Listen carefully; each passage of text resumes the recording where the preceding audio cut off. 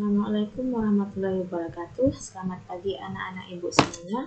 Apa kabarnya kalian hari ini? Ibu selalu berdoa semoga kita semuanya selalu dalam keadaan sehat dan tetap diberikan semangat untuk mengikuti pembelajaran.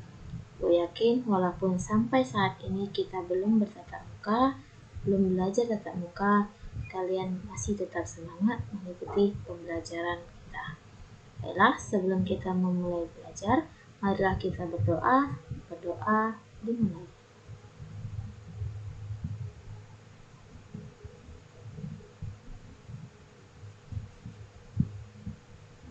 Doa selesai.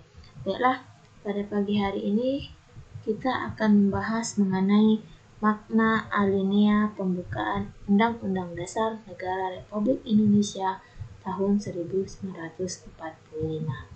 Minggu lalu Ibu sudah memberikan rangkuman ataupun catatan kepada kalian untuk kalian ringkas, dan hari ini akan Ibu jelaskan mengenai materi yang minggu lalu.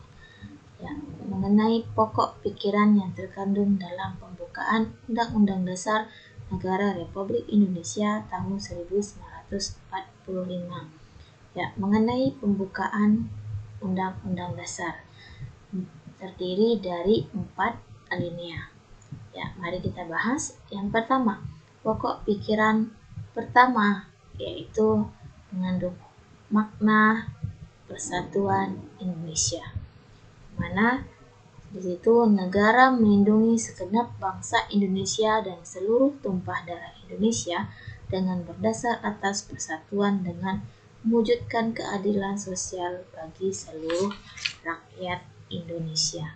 Dan dalam hal ini, alinea pertama pembukaan Undang-Undang Dasar yaitu menunjukkan keteguhan atau tekad bangsa Indonesia untuk menegakkan kemerdekaan dan menentang penjajahan.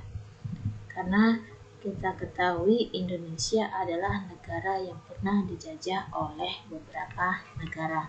Jadi dalam hal ini rakyat Indonesia, bangsa Indonesia berjuang untuk menghapuskan penjajahan dari muka bumi ini, yaitu Indonesia, yang mana pada penjajahan yang sebelumnya itu rakyat Indonesia itu sangat menderita. Rakyat Indonesia itu disuruh kerja paksa, disuruh kerja rodi, penyiksaan terhadap rakyat kecil, terus perampasan terhadap kekayaan alam Indonesia, maupun adanya perbedaan hak dan kewajiban. Jadi dalam hal ini, pokok pikiran pertama Indonesia itu adalah negara melindungi segenap bangsa Indonesia dan seluruh tumpah darah Indonesia. Ya. Pokok pikiran kedua atau alinea kedua yaitu berbicara mengenai perjuangan bangsa Indonesia untuk mencapai kemerdekaan, yang mana kemerdekaan tersebut akan mewujudkan keadilan sosial, mana dalam hal ini negara hendak mewujudkan keadilan sosial bagi seluruh rakyat Indonesia, mana cita-cita negara Indonesia itu adalah menciptakan negara Indonesia yang adil, berdaulat, dan makmur. Bersatu, berdaulat, adil, dan makmur. Nah, pokok pikiran yang ketiga yaitu kedaulatan rakyat, yang mana di situ negara yang berkedaulatan rakyat berdasarkan atas kerakyatan dan permusyawaratan atau perwakilan. Dalam hal ini, negara yang berdaulat itu adalah negara yang mementingkan rakyatnya, mementingkan kesejahteraan rakyatnya, di mana segala masalah ataupun segala sesuatu yang menyangkut tentang negara itu berbicarakan dengan cara musyawarah, dan semuanya itu berdasarkan untuk kepentingan rakyat semata. Selain itu, di alinea ketiga juga memotivasi spiritual rakyat Indonesia bahwa kemerdekaan yang dicapai oleh bangsa Indonesia itu adalah berkat rahmat Allah yang Maha Kuasa, Tuhan yang Maha Esa. Di dalam hal ini, kemerdekaan yang telah kita capai bukan hanya perjuangan jerih payah bangsa Indonesia, perjuangan bangsa Indonesia, tetapi juga atas kuasa Tuhan Yang Maha Esa. Ya, pokok pikiran yang keempat yaitu mengenai ketuhanan dan kemanusiaan. Di situ dijelaskan bahwa negara berdasarkan atas ketuhanan Yang Maha Esa menurut dasar kemanusiaan yang adil dan beradab. Selain itu, di pokok pikiran keempat juga terdapat tujuan nasional bangsa Indonesia, yaitu melindungi segenap bangsa Indonesia, memajukan kesejahteraan umum, mencerdaskan kehidupan bangsa, dan ikut melaksanakan ketertiban dunia. Itu juga termasuk dalam alinea keempat. Ya, alinea keempat juga memuat dasar negara Pancasila, di mana di alinea keempat itu juga tercantum bunyi sila Pancasila.